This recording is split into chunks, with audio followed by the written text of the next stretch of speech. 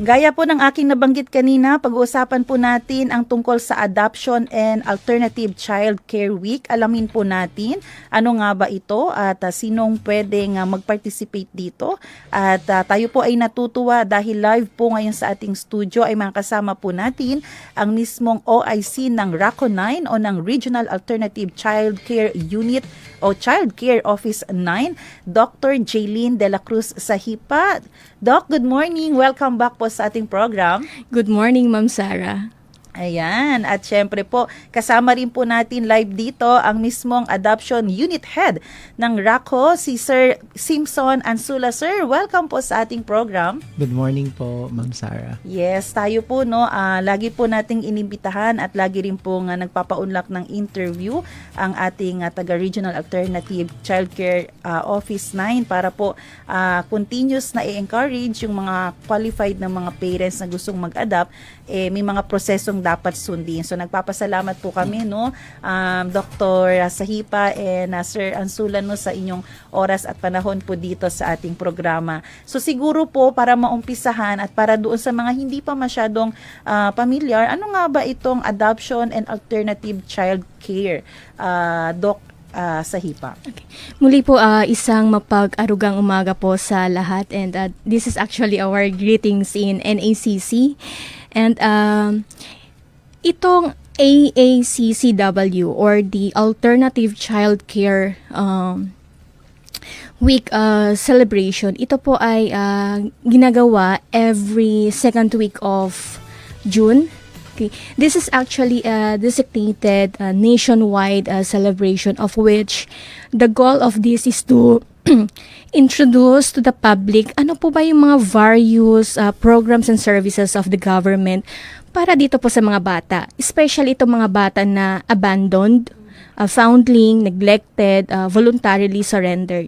And this adoption and alternative child care, this is actually an interventions provided to these children only for those well-assessed by the social worker na ito nga po ay eligible for permanent placement, that is legal adoption, and whether the assessment as well of the social worker, this is for temporary care or the alternative child care, of which commonly mas kilala po na foster care. At sa taong ito, ano po ang ating tema, Doc, sa pagdiriwang ng Adoption and Alternative Child Care Week? Okay. This year, ang theme po ngayon is that love makes a family. Okay? It's actually a reminder sa lahat po ng pamilya that it is rooted po sa love, respect, and at the same time, understanding. So ito po yung mga pundasyon, and at the same time, ito po din ay isang advokasya dahil nga po yung adoption, it's no longer limited to the person who adopted the child, but rather the relationship will go beyond. Ibig sabihin ho, yung relationship ngayon po ng adopted child ay hindi lamang po limitado sa kung sino po yung nag-adopt sa kanya, but rather kung may kapatid po si adopter at yung nanay ng adopter ay magiging grandmother na din po ng adoptee. So yan po yung talagang in-emphasize namin ngayon na that love makes a family. Kasi gusto nating ibigay sa bata yung nawala po sa kanya, Yes. Yung hindi po naibigay. At ayaw natin na si parents lang, yung immediate parents lang ang magmamahal sa kanya.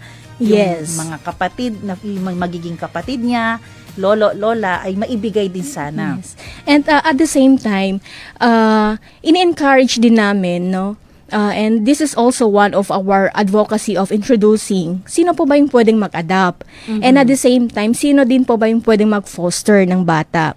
Kasi dito po, hindi lamang po yung couple ang pwedeng mag-adopt, including yung mga single individuals, ay pwede po silang mag-process ng kanilang adoption or foster care so long they meet the requirements and satisfied the requirements of the law. And of course, as a prerequisite, they have to attend the pre-adoption forum nang sa ganun mas maintindihan nila ano po ba yung proseso at ano po ba yung magiging responsibility nila if they will go into the journey of adopting a child and fostering a child.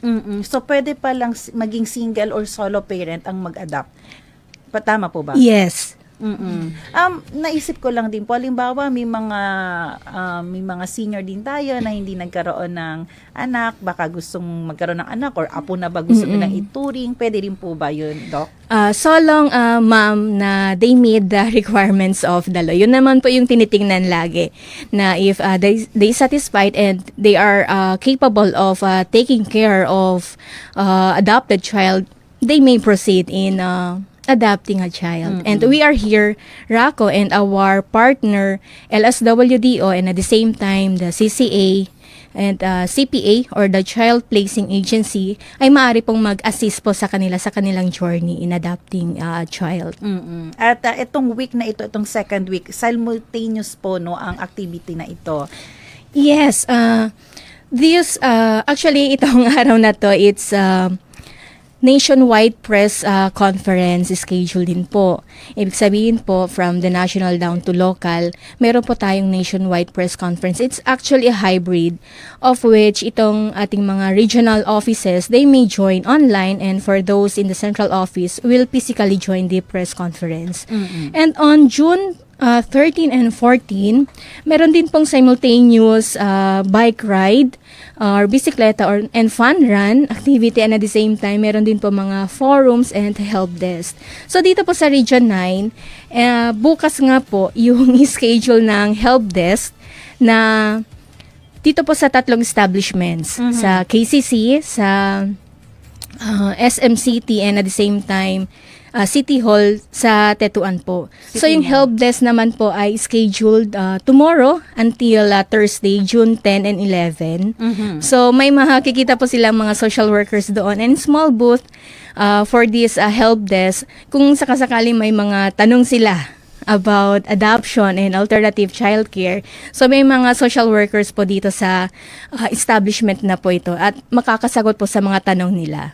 Bale po itong celebration na ito po yung mga nakalatag natin ng mga activities po, or meron pa po bang mga additional? And on June 13, so ito din po, meron po tayong scheduled of the bike ride or the bisikleta and fun run. So magsisimula po yung bisikleta dito po sa Boulevard, of course, approved by the local government unit, and we were able to secure a clearance, and mag-e-end po yung bike ride sa May Abong-Abong po. Yes. Opo, yung fun run po, Doc? Actually, it's a simultaneous, Ma'am Sarah, but for Region 9, it's more on the bike ride na po. Okay. So, ang activity po nito, magsisimula po ng alas 6 ng umaga on June 13. And of course, kami po sa RACO ay nasa assembly venue na po at around 3 a.m. And the registration will start at 4:30 a.m.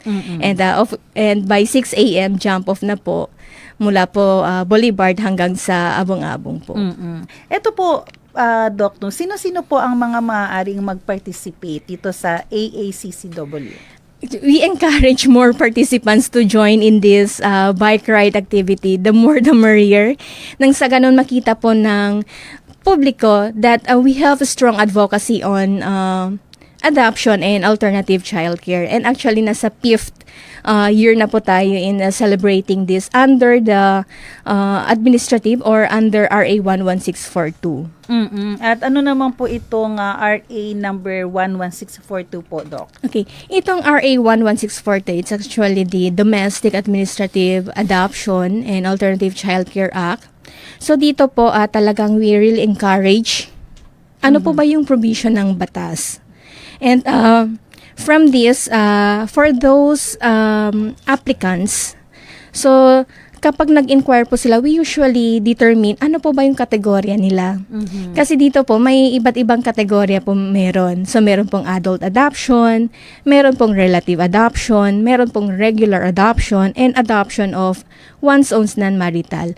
Nang sa ganun, magabay po namin, ma-assist po namin yung applicant or the petitioners sa kung ano po ba yung proseso nila base po sa kategorya ng kanilang pag-a-adapt. Okay, from what I have mentioned. Okay. So parang may tatlo po, Doc, no? Adult adoption, regular adoption, at relative adoption. Yes. And before they will proceed to that filing of petition, it's actually again a prerequisite for them to attend the pre-adoption forum. Even mag-adapt sila under relative or adult adoption. Okay, so may proseso. Ito rin po ang gusto nating ipanawagan no, sa mga relatives. Meron po kasi ibibigay na lang agad yung pamangkin sa kapatid. Yes. Pero may proseso din po pala, Doc, na dapat sundin. Yes, may proseso po at talagang ina-assess po ito. Ito po ba ay para sa benefits for the child? Kasi otherwise, kung hindi naman po ito or the biological parents is capable of taking care of the child and provide the needs of the child,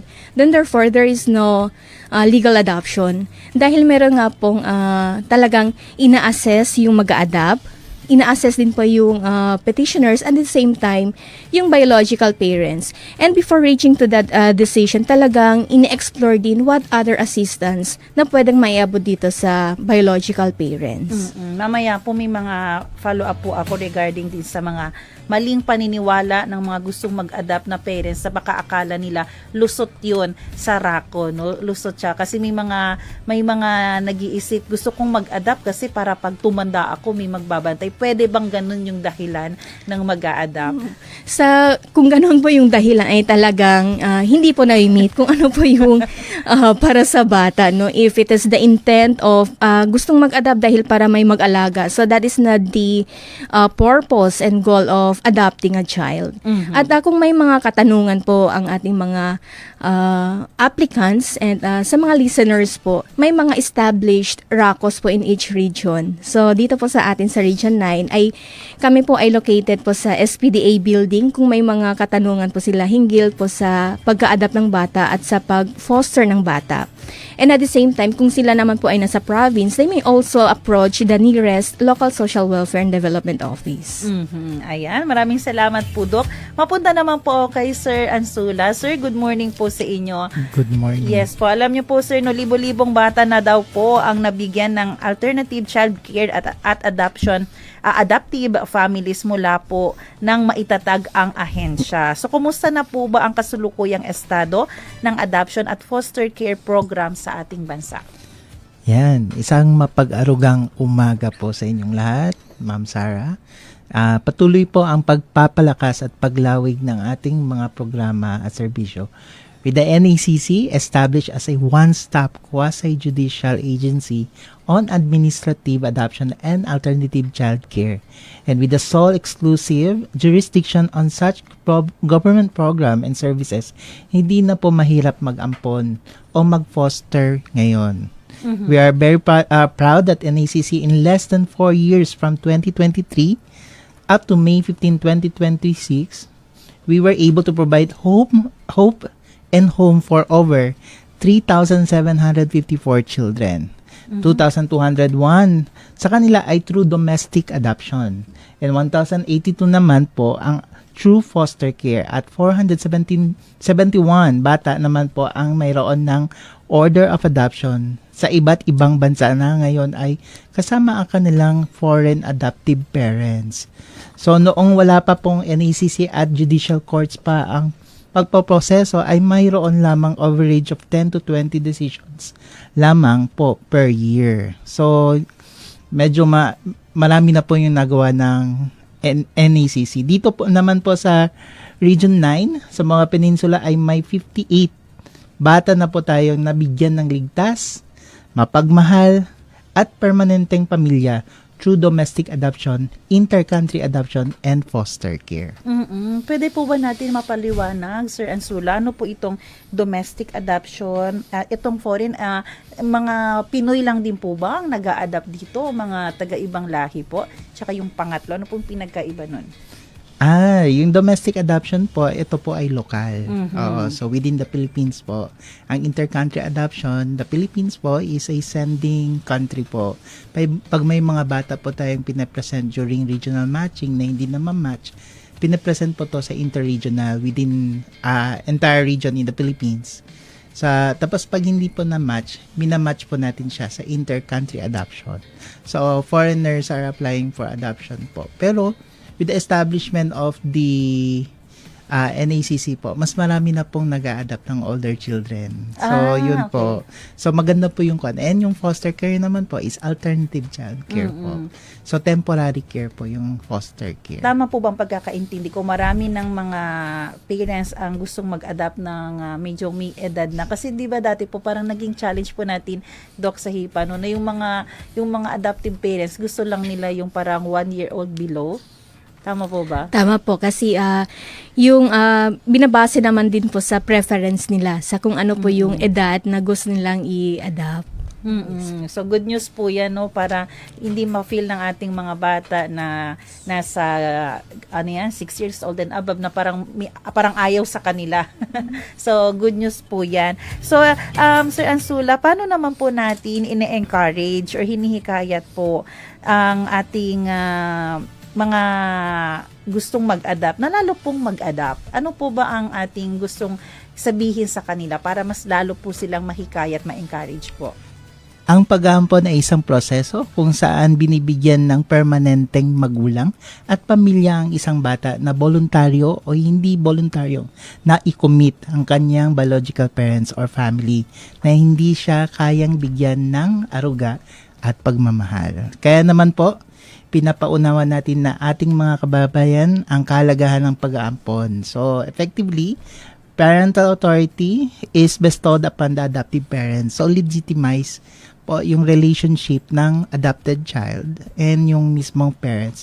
The adoptee then becomes the legitimate child of the adoptive parents and thus enjoys the full benefits and protection of the law as a legitimate child, including rights to succession. Pinalakas rin po natin ang foster care program na ngayon tinatawag Philippine Foster Care Program. So yun, through the NACC LGU Partnership Program, nag-develop po tayo ng mga foster parents through LGUs na kaya mag-alaga ng ating mga batang may mild to moderate special needs.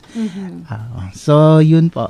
And yung hindi na po natin maipaampon, tuturuan natin ng life skills at hinahanda na po natin na sa ating programa ang independent living or aging out children. So, para hindi man natin sila maipaampon, ay maiparanas pa rin na po natin sa kanila na ang pag-aalaga at pagmamahal ng isang foster family kahit temporary lang bago sila pakawalan ng gobyerno dahil sila ay nasa 18 na. In that way, they themselves will be able to break the cycle of neglect and abandonment when it is time to build their own families. So, up to date po, 100 through LGU's partners through NACC LGU Partnership Program tayo within the Philippines po. So, marami-rami na po tayong mga partner LGUs. Ayan. May mga record po pala tayo na parang dyan na lang po mag-18 tapos tuturuan na lang natin ng mga life skill, no, para maging independent. Marami po ba tayong record ng ganyan dito? Or konti lang po sila naman kahit papano? So far, meron po tayong mga nagkaroon na ng independent living, pero mga foster families po, tinuturing talaga nilang parang tunay na nilang anak. So, pinapaaral pa rin po nila hanggang mag-college. So, ito po yung medyo napakaswerte o napaka-bless na mga batang nape-place sa foster family po. Kasi tinuturing nga silang parang kanilang anak na rin. So, binibigyan nila ng maayos na future. Pero, our NACC RACO 9 po ay handang magbigay ng mga trainings for independent living. If in case po na ito po ay pinapahanda na natin yung mga bata na magkaroon ng maging makatayo sa kanilang sarili. Pwede po ba natin ulit ma-explain ano po yung pinagkaiba ng foster parents sa adoptive parents? Sino po ba ang pwede? Okay. Ang kaibahan po ng prospective adoptive parents and the prospective foster parents, kapag ito po mga adoptive parents, ibig sabihin po permanente nilang they will permanently perform their responsibility as a parent dito po sa bata. While ang prospective foster parents, ang functions nila is to temporary provide substitute care. However, kahit sabihin man po na substitute parental care, it still will treat as a genuine parent to this child. Kaso nga lang po, temporary lang. Dahil nga po, yung foster care, ang goal naman kasi po ng foster is to reunite again the child to their biological family.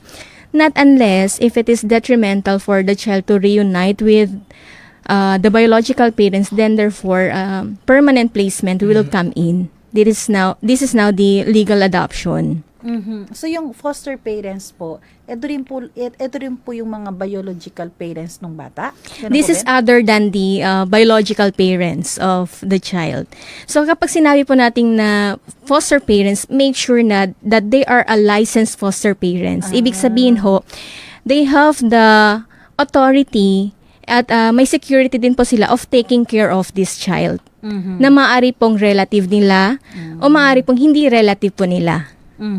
Pero may proseso na para maging lisensyado sila na foster parents. Yes. The same process will apply. First, they have to attend the pre-adoption forum. Ay, Maging ito po ay for adoption or for foster care, they have to go to the legal process in licensing as a foster parents and to apply as a adoptive parents. yung adoptive po ba, Doc, kailangan kagaya ng foster, lisensyado din, yung mga proseso din. Okay. Diba? Not necessarily and no longer require na magpa-license sila because ang goal naman kasi nila doon is to permanently legalize itong bata. Okay. So, ibig sabihin, kahit hindi na kailangan na maging lisensyado, however, kailangan po dadaan sila sa thorough assessment ng isang social worker. Kung kaya't po, isa sa mga requirements dito ay pumapasok yung psychological evaluation. Sa parents. Sa mag-a-adapt po. Opo, Okay? opo. And at the same time, ini-ensure na by requiring of securing of clearance, itong NBI clearance ba, police clearance, or court clearance, to really make sure na talagang itong adoptive parents is really suited and capable na maging adoptive parents po. Nang sa ganun, kung ma-place po yung bata sa kanila, kung safe yung pag-place po ng bata sa adoptive parents. At gaya po ng sinabi kanina ni Sir Ansula, medyo mas pinabilis natin ngayon yung proseso compare po sa mga nagdaang taon. Tama po ba? Tama po. Dahil sa prosesong ito, kung tuloy-tuloy po yung filing of petition at wala po naging findings, no, sa loob ng 9 months, makakatanggap na po or ma-issuehan na po ng order of adoption and eventually the issuance of the certificate of finality. So equivalent pa rin po sa court, of which ang court naman din po ay nag-i-issue din po ng decree of adoption and at the same following the certificate of finality. Ayun. So, talagang involved din pala dito yung korte natin. Hindi talaga siya basta-basta, Doc, no? Kasi gusto nga natin maging legitimate talaga yung i-adapt na bata. Opo. Dahil dito nga po sa administrative adoption, si NACC ngayon po nag-i-issue ng order of adoption and the COF. And previously, the filing of petition in court, nag-i-issue din po ng decree of adoption and finality, of which itong dalawa ay may equal effect. Okay. Last na lang po, bago ko po balikan si Sir Ansula, magastos po ba for adoptive parents ang mga proseso? So, sa gastos naman ngayon po, dahil nga po naging administrative process na po itong pag-a-adapt ng bata, no? So, yung expenses nila po, it's more on securing of the requirements. Okay, so lahat po ng mga stipulated requirements, they have to comply. And pagdating naman po sa professional fee, not unless kung nag-contract po sila ng social worker galing po sa child placing agency, meron pong fee na babayaran or professional fee. Pero kapag po sila ay nag-contract ng social worker coming from RACO, coming from the partner LSWDO, ito po ay free. Ibig sabihin po walang Babayaran. babayaran, walang professional fee. dito po sa mga social workers. Mhm. At Maliban nga lang po kapag nag-contract po sila ng social workers coming from the CPA. So dito po sa Region 9, wala pa po tayong CPA. So lahat po ay coming from RACO, from partner LSWDO po yung mga social workers. mhm. At iniisip ko nga rin po ngayon, medyo challenging din kung sa papers pa lang hindi na nila ma-produce, no, hindi na nila kayang gumastos kasi hindi naman kailangan din mayaman ang mag-adapt, pero at least capable. So kung sa proseso parang medyo hikahos na rin po sila, medyo mag-iisip din po yung RACO, no, baka mag-struggle lang din yung bata sa kanila. Pwede po bang ganun ang assessment? Ang assessment naman po ng isang social worker, of course, pasok din po yung financial capacity Yes, of the opo, family. dapat stable. Nang sa ganun, to really ensure na kaya niyang ma-provide yung basic needs ng bata. Mhm. Okay po. And hindi lamang po doon ang tinitingnan, but rather also on the physical aspect, emotional and psychological aspect of the adoptive family. So lahat po yung tinitingnan. It's a holistic approach and assessment of the professional social worker to this prospective adoptive parents, and at the same time dito po sa mga prospective foster parents to really ensure na whether this is regular or permanent placement or a temporary placement, itong mga bata po ay secured. Mm-mm. Sir Ansula, ito po, no, ano-ano po din ang mga hakbang ang inaasahan po mula sa ahensya, lalo na po sa pagpapalakas ng adoption at alternative care program sa ating bansa? Patuloy po ang ating pagpapalago ng institutional capacity ng NACC at mga regional offices namin, na ang tawag po ay RACOS. Through our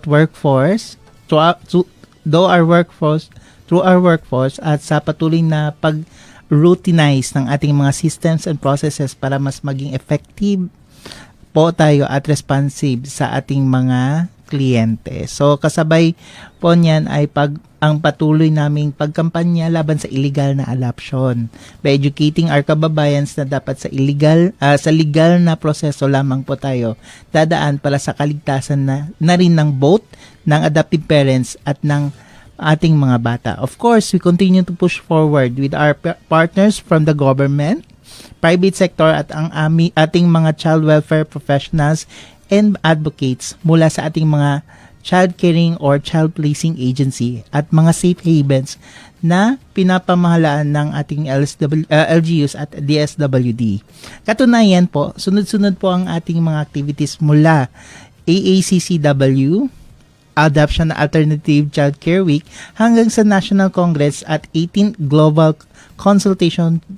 Through this, we hope to share experience and best practices and continue to strengthen our partnership and build more linkages para naman po komprehensibo ang ating pagserbisyo sa ating mga kabataan at pamilyang Pilipino. Matanong ko lang po, Sir Ansula, baka hindi lang po alam kasi ng ating mga parents na sa illegal na paraan na pala nila ina-adapt ang mga bata. Paano po ba yung mga paraan na illegal na pala ang ginagawa nyong pag-adapt? Isa po sa mga hindi ini-encourage ngayon ng ating gobyerno is yung independent placement. So, kung sa Bisaya pa, sabot-sabot. Oo. So, ito po yung common na nangyayari sa mga provinces, even within families, ikaw na mag-alaga dito without the legal process po. So, minsan po, may batas din po tayo na simulated birth certificate, pinapagawa na yung birth certificate, hindi po yun legal na proseso. So, yun po, yung mga nangyayari ngayon. Oo. So, yun po yung kinakampanya ng ating NACC RACOS po, na sana po wag tangkilikin ang illegal na pamamaraan. Dapat po tayo tangkilikin natin yung tamang proseso po, legal process po. Ito po yung kinakampanya talaga namin. May mga naniniwala po kasi, no, Doc, Sir, na may birth certificate naman, PSA nga ang nag-produce niyan.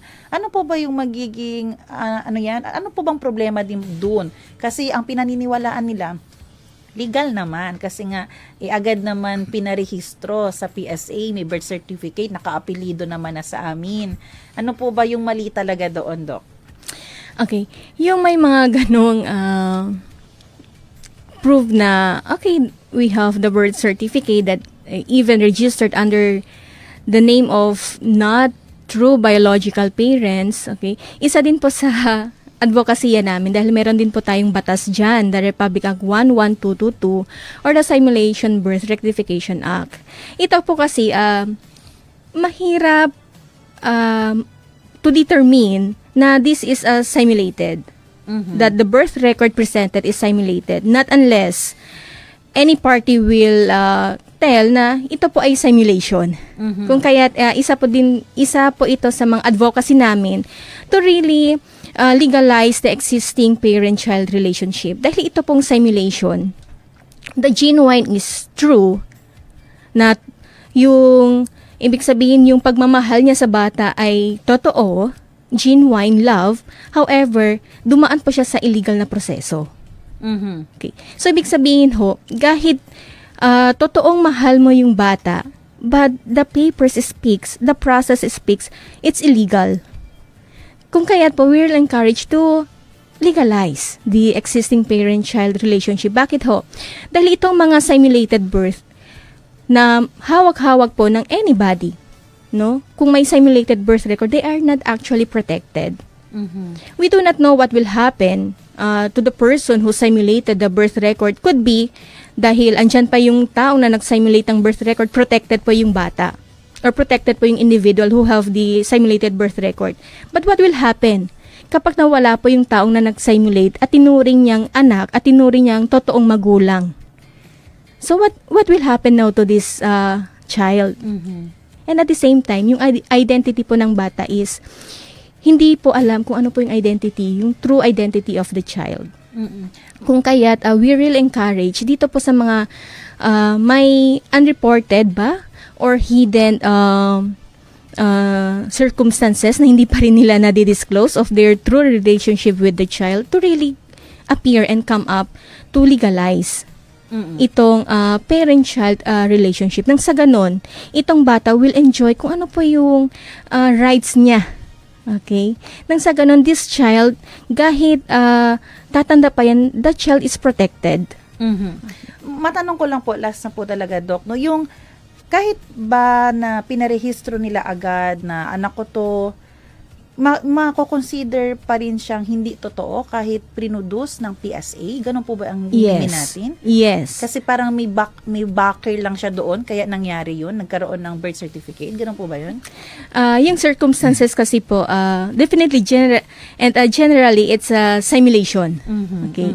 At ang circumstances naman nito, bakit umabot dito? Bakit nag-simulate ng birth record? It's because iba-iba po yung circumstances. Okay? So, ngayon po, kapag tatanungin natin si petitioners, so less information, less knowledge about, okay, na yung ginawa pala namin ay illegal. Okay? And in fact, may mga petitioners na din po tayo na talagang nag-file of the legal process in adopting this child na may simulated birth record. Okay. Sige po. Sir Ansulan, ano-ano naman po yung uri ng alternative childcare ang isinusulong po ngayon ng NACC? Bukod sa administrative adoption, ang iba't ibang methods ng alternative childcare ay ang foster care, kinship care, family-like care, and residential care. Ang foster care ay programa ng pamahalaan na nagbibigay ng temporary care in a home setting sa isang bata. As provided for under the Foster Care Act of 2012 and as amended by RA 11642 or the Domestic Administrative Adoption and Alternative Child Care Act. Under the NACC, pinalakas po natin ang foster care program na ngayon tinatawag na Philippine Foster Care Program or PFCP. Through the NACC LGU Partnership Program, nagde-develop po tayo ng foster parents na kayang mag-alaga ng ating mga batang may mild to moderate special needs at isang mga batang 13 years old and above, yung hindi na po natin maipapaampon, tuturuan natin ng life skill at ihanda na po natin sa ating programa na independent living or aging out children. Para hindi man po natin sila maipaampon, ay maiparanas pa rin natin na sa kanila na ang pag-aalaga at pagmamahal ng isang foster family. Kahit temporary lang bago sila pakawalan ng gobyerno. So, once they reach the age of majority, usually po nadi-discharge na po sila sa foster care program. Kaya hinahanda na po natin sila ng as early as 13 years old po. Ayan po. Pag ito po ba sila ay nagkaroon na po ng skills, nagkaroon na ng trabaho, paano po natin sila nile-let go po? Pale, hindi na po ba sila under sa atin? Pwede na silang magkaroon ng sarili nilang tahanan pagkapabol na ganun po ba yun? Pag wala na talagang nag-adapt? So, usually po, for Region 9 po, wala naman naging ganong Scenario. problem at Okay. scenario. Usually, the foster parents po na nag-alaga sa kanila over the years, hindi na po nila nalalet go yung bata. Napamahal na sa kanila. So, wala man silang legitimate relationship, parent-child relationship, or hindi naman po sila nag-proceed sa adoption. Pero yung treatment po din po nila is parang tunay na rin nilang anak. So, yung nangyayari po lately is pinapaaral pa rin nila even without the support already by the government. So, yun lang po, gumagawa lang po tayo ng safety nets like training them in case that it will happen. Pero for Region 9 po, sobrang laki ng mga puso ng mga tao dito sa pag-aalaga ng mga batang nangangailangan ng temporaring pamilya. Ayan, yan yung maganda pala dito sa Zamboanga Peninsula, no? Siya nakita ko rason para man-adapt at para tulungan itong mga bata na nangangailangan ng pag-ibig. Doc, muli po para po sa kaalaman ng ating mga kababayan, ano po yung mga proseso nga para sa mga katulad namin na mga ordinaryo o baka God willing mapunta rin ako sa pagiging adoptive parents. Ano po yung proseso para sa mga Pilipino na gustong mag-ampon o maging foster parent at saan po sila maaaring lumapit para po magsimula na iproseso na nga ito? Okay. Sa mga prospective adoptive parents and prospective foster parents ay maaari po silang lumapit sa Regional Alternative Child Care Office 9.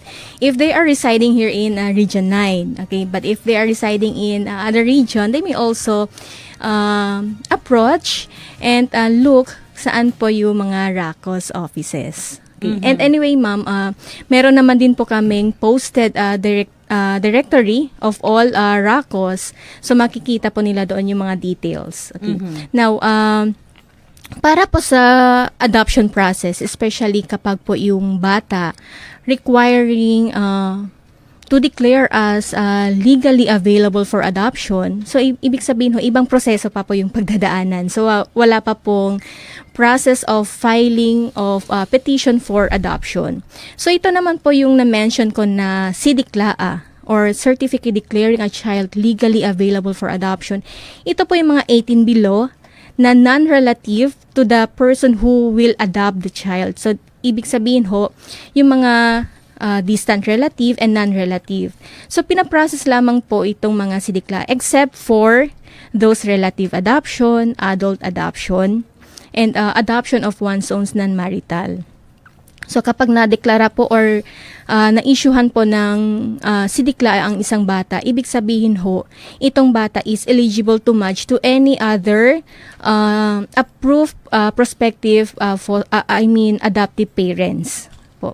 Now, for the prospective adoptive parents, again, it's a prerequisite na mag-attend po sila ng pre-adoption forum.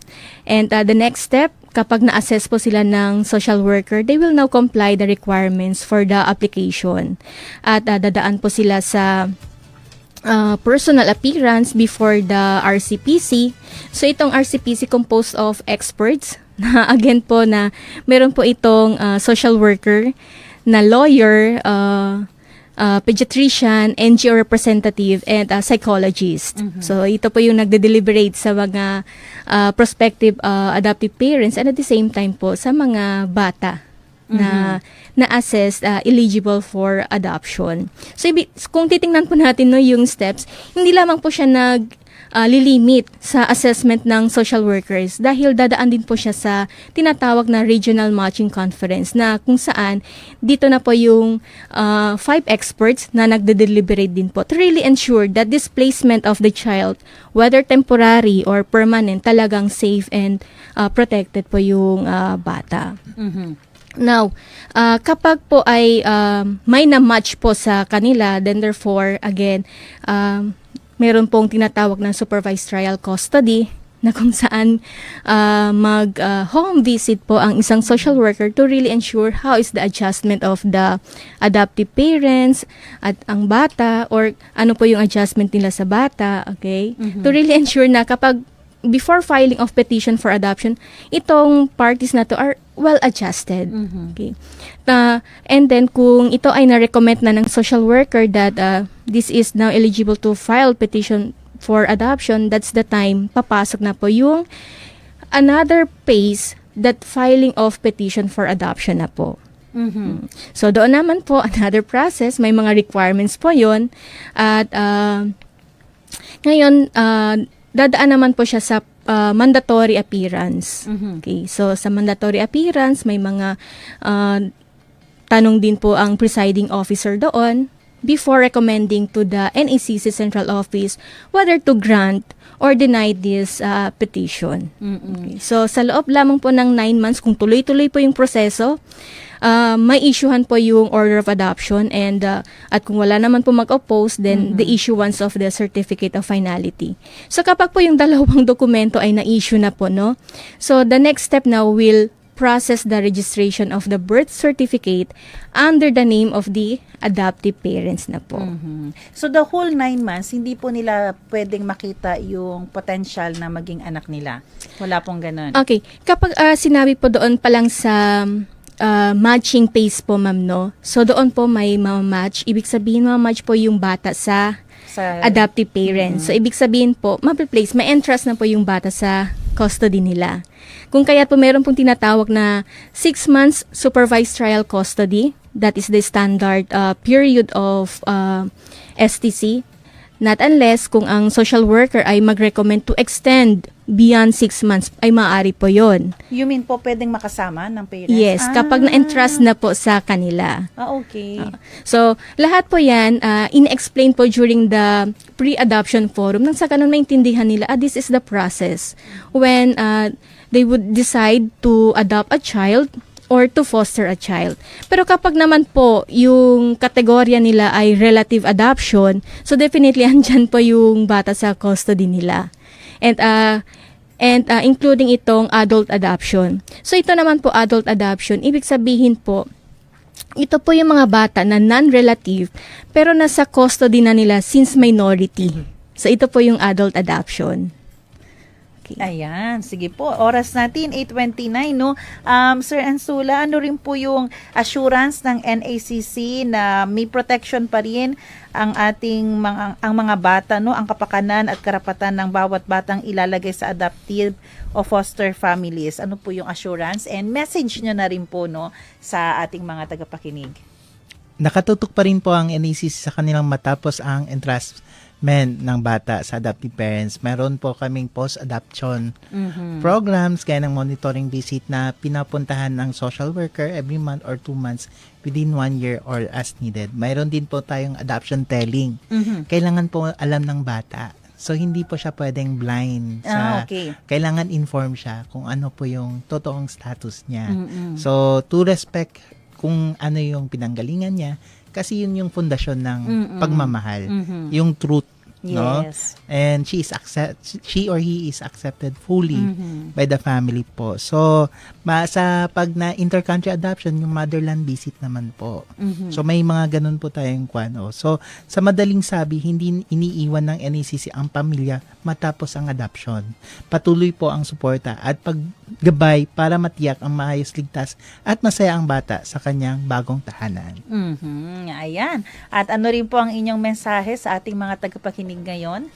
Siguro, simulan ko po kay Doc Sahipa and then later kay Sir Ansula. Or si Doc na lang po. Okay. So, yung message ko, first, in relation po dito sa AACCW po. Okay. So, we encourage more to participate and join po sa aming help desk, and at the same time po dito po sa bike ride or the bisikleta. Okay, that again is scheduled on June 13, 2026. Again po, magi-start po yung bisikleta, the jump off of around 6 a.m. from Artilim Boulevard going to Abong-Abong. And again, thank you very much, Ma'am Sarah, and to the DXAS AM, your community radio, for again, naging guest po kami ulit dito sa DXAS, and we really hope and encourage of more families will open their heart for these children needing their love and a family permanently, or this is a temporary.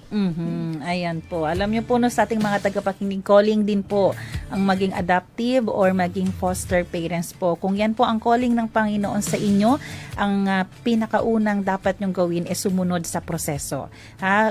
Gumawa, comply sa mga legal na mga requirements, dahil yun po yung i-honor ng Panginoon. Di mo maging submissive din tayo sa ating mga authorities. So oras po natin 8:33 ng umaga. Nako, maraming salamat po sa ating naging guest ngayon, at balik-balik lang po kayo dito, Doc Sahipa and Sir Ansulano. Ano po ang kayang maitulong ng DXAS po para sa encouragement na din pwedeng gawin sa ating mga tagapakinig. Maraming salamat din po sa lahat ng ating mga tagapakinig sa radyo at Facebook, sa ating technician Kuya Romel Paulino. Susunod na po ang programang Serbisyong OFW Family Matters at Radyo Sin Kauman.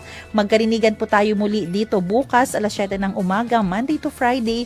Ako po si Sarami Tulabing, nagpapaalalang posible ang pagbakon at pagbabago. Tayo po ay maging bahagi ng solusyon ngayon. Sama-sama tayong umaksyon dahil oras na Zambasuta. Maraming salamat, Doc and Sir Ansula. Maraming salamat po. Thank you very much.